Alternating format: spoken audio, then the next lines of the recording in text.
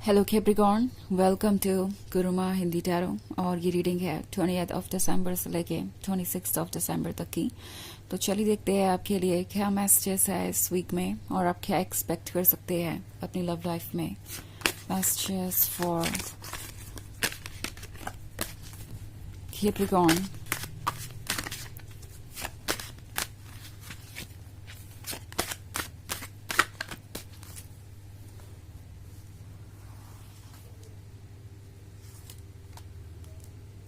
Eight of Pentacles, the High Priestess, Six of Cups, Ace of Swords, and Page of Cups. Okay. So हमारे पास है Six of Cups. Six of Cups पुरानी यादों को दर्शाता है, पुरानी मेमोरीज को दर्शाता है। And I think S of swords आपके बीच के सेपरेशन को शो कर रहा है जो कि टेम्प्रोरी है।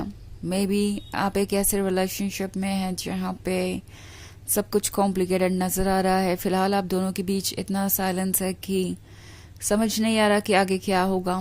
क्या ये साइलेंस हमेशा रहेगा या इसके आगे भी कुछ है। मे बी आप इस वक्त पुरानी यादों में गुम हैं और वो यादें आपको इस हद तक परेशान कर रही है कि आप ये समझ नहीं पा रहे कि आप किस तरीके से इस सिचुएशन से खुद को दूर करेंगे। बिकॉज मे बी आप एक ऐसे रिलेशनशिप में हैं जिसमें बहुत सारे ऑब्स्टेकल्स नज़र आ रहे हैं आपको। फिलहाल ऐसी ही सिचुएशन है।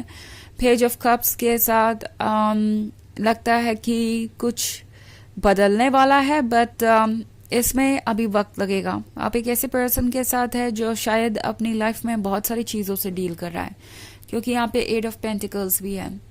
सो इन्हें पता है कि इन्हें आगे चलकर कमिटमेंट में रिस्पॉन्सिबिलिटीज निभानी पड़ेगी। उन्हें पता है कि कमिटमेंट का मतलब है एक दूसरे का सपोर्ट करना और फाइनेंशियल स्टेबिलिटी भी इम्पोर्टेंट है। सो मे बी ये पर्सन बहुत ज़्यादा फोकस्ड है वर्क पे और उन्हें लगता है कि किसी भी तरीके के रिलेशनशिप के सक्सेसफुल होने के लिए उनका फाइनेंशियली इंडिपेंडेंट होना ज़रूरी है। और आई थिंक इसीलिए ये पर्सन पूरी कोशिश कर रहा है कि वो फाइनेंशियली स्टेबल हो। मे बी आजकल वर्क पे ज़्यादा फोकस है और आपको इतना वक्त नहीं दे पाते और इसकी वजह से भी आप सोच में पड़ गए हैं कि क्या वो वाकई में आप में इंटरेस्टेड है या नहीं और वो इतने साइलेंट क्यों है। मे बी इस पर्सन के पास अभी कहने के लिए कुछ है नहीं। ओके, वो क्या कहें उन्हें पता नहीं है। हो सकता है वो अभी ये फील कर रहे हैं कि आपको कमिटमेंट दे वो और उसके बाद फिर वो उसे पूरा ना कर पाए, तो इससे बुरी बात कुछ और नहीं होगी। उन्हें पता है कि इससे वो अपनी सेल्फ रिस्पेक्ट भी लूज करेंगे आपकी नज़रों में और उनकी बातों का कोई महत्व भी नहीं रह जाएगा। तो ये साइलेंस इसलिए है क्योंकि वो समझ नहीं पा रहे कि क्या करे। वो आपको वो कमिटमेंट देना चाहते हैं क्योंकि सिक्स ऑफ कप्स उनके लिए भी है। वो भी पुरानी बातों को बहुत मिस कर रहे हैं, आपके साथ टाइम स्पेंड करना चाहते हैं, आपके साथ अपनी लाइफ स्पेंड करना चाहते हैं। बट देन सवाल वही आता है दिमाग में कि क्या आगे बढ़ सकते हैं वो, क्या वो इतने इंडिपेंडेंट है, क्या वो इतने स्ट्रांग है। सो बेसिकली ये पर्सन अभी सब कुछ यूनिवर्स पे छोड़कर आगे बढ़ रहा है।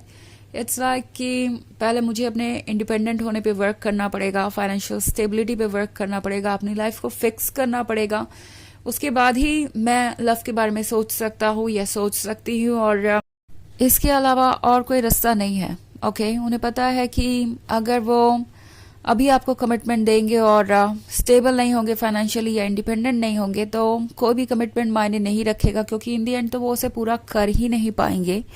सो ये सोच समझ के आगे बढ़ना चाहते हैं बिकॉज उन्हें पता है कि उनके एक्शन का कॉन्सिक्वेंस काफ़ी दूर तक जाएगा। और ज़्यादा हाई प्रीस्टेस है तो ये आपको मिस करते हैं। उन्हें ऐसा लगता है जैसे आप उनकी सोल का हिस्सा हैं, but at the same time कभी कभी ये भी महसूस करते हैं कि आप दोनों शायद सही समय पर नहीं मिले या हालात ऐसे नहीं है कि वो अपने दिल को फॉलो कर सके।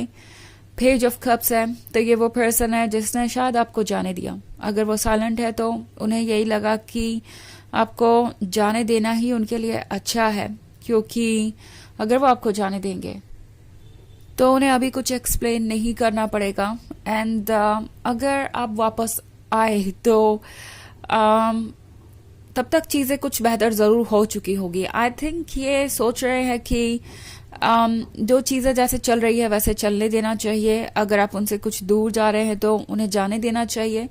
मीनवाइल वो अपने ऊपर वर्क कर सकते हैं, उन चीजों पे फोकस कर सकते हैं जो इस रिलेशनशिप के लिए जरूरी है। अपनी 100% कोशिश कर सकते हैं कि वो आपको कमिटमेंट देने के लिए खुद को प्रिपेयर कर सके।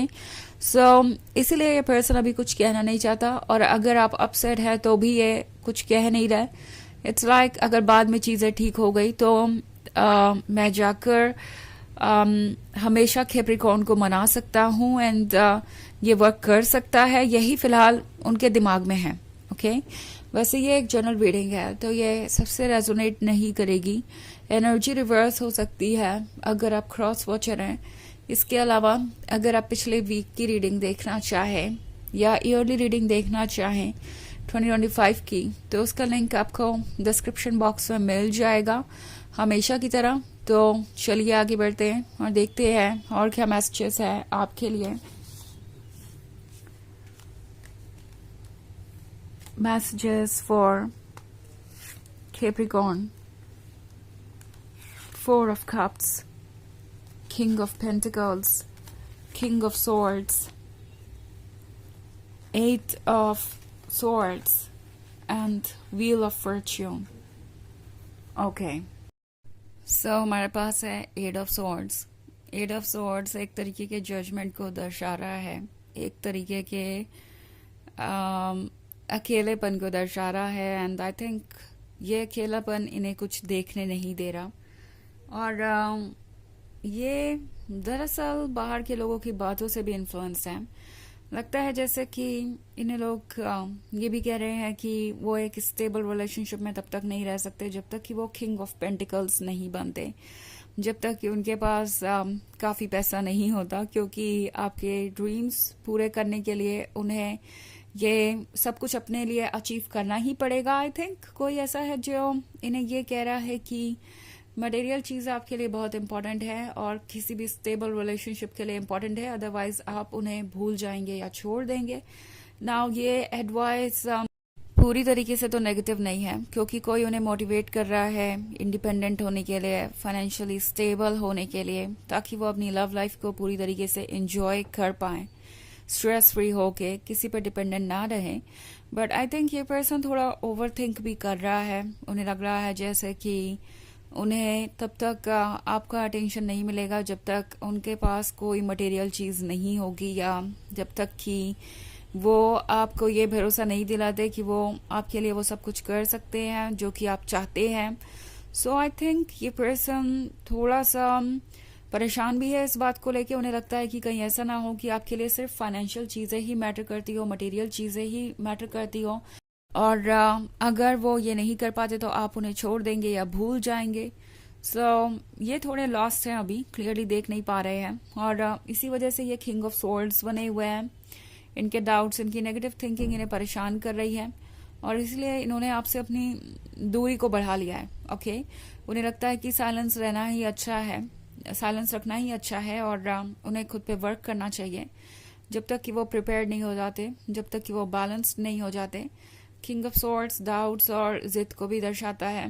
Okay also wheel of Fortune है, तो व्हील ऑफ फॉर्च्यून के साथ चीज़ें बदल रही हैं और ये पर्सन वक्त पे सब कुछ छोड़कर आगे बढ़ रहा है।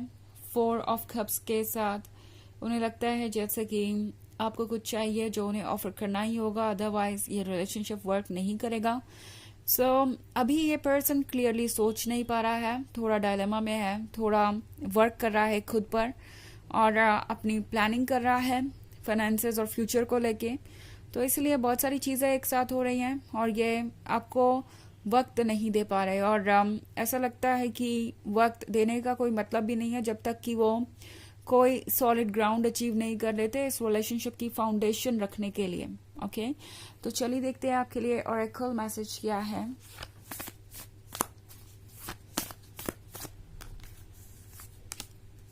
break the chain, ancestral patterns, healing, rewriting the future।